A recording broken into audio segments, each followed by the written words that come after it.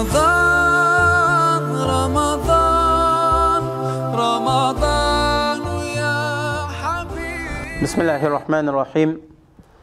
Elhamdülillahi Rabbil alemin. Ve la udvana illa ala zalimin. As-salatu ve selamu ala Resulina Muhammedin ve ala alihi ve sahbihi ecmain. Amma ba'd.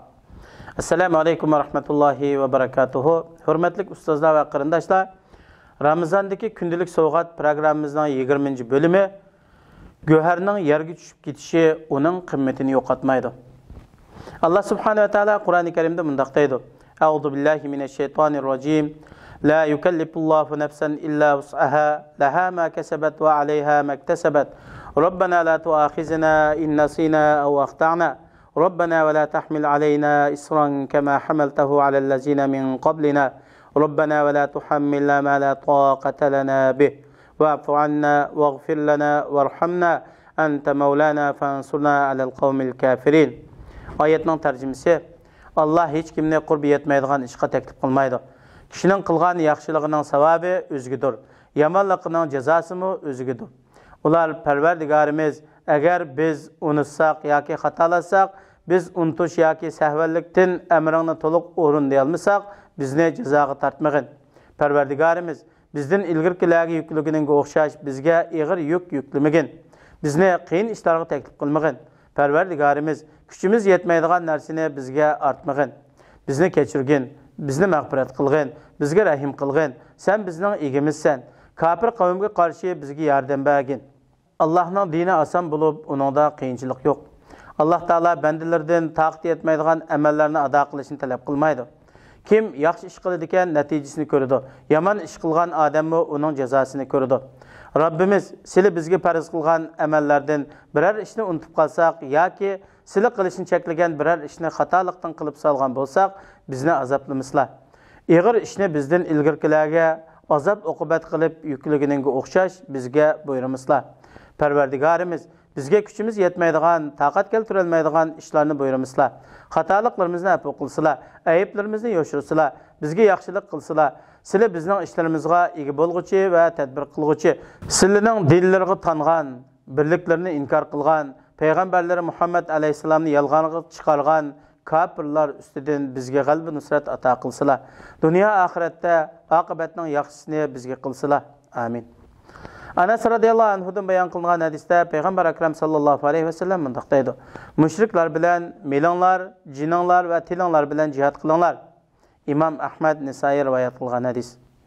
Hikoya: Kunlardan bir kuni podshoh 3 vazirni chaqirib, ulardan g'ayri bir ishni talab qilibdi. Har bir vazir birdan xaltini elib, qasrning bog'chisiga boradi ekan. Ular podshohning talab qilganiga o'xshash hech bir kishiga tayanmay va hech kishidan yordam talab qilmay, bu xaltini podshoh uchun turli mevalar, dallar bilan to'shqizdi ekan. Vazirlar podshohning bu talabidan hayron qolibdi. Har biri birdan xaltini elib boqqimabdi. Birinchi vazir podshohni rozi qilish uchun tirishchanlik qilib, har mevaning eng esil sarxllarini, bak shirin tatliqlarini tanlab xaltini to'shqizibdi. Ammo ikkinchi vazir bo'lsa, podshohning meva yemaydiganligini bildi ekan.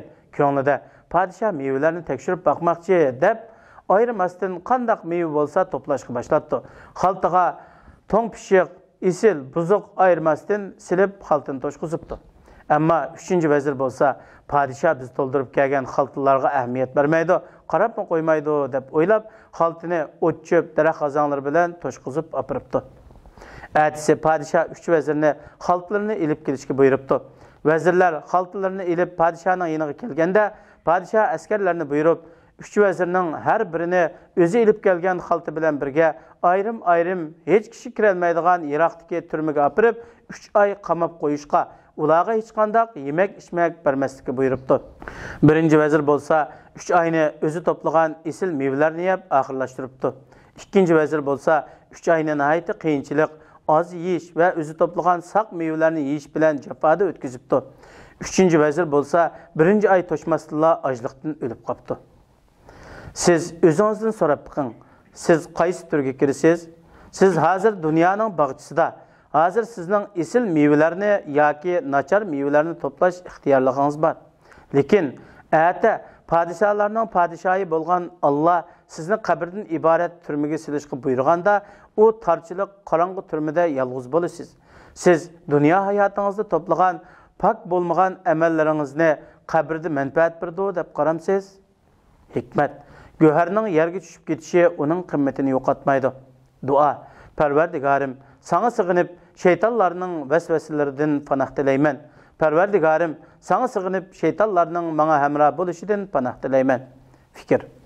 Siz eng oxirgi qitim qachon qabrni ziyorat qildingiz yoki o'limni esladingiz?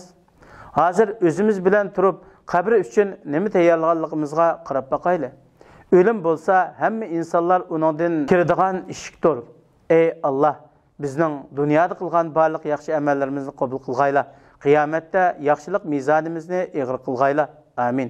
Vassalamu alaykum va rahmatullohi va barakatuh. Ramadan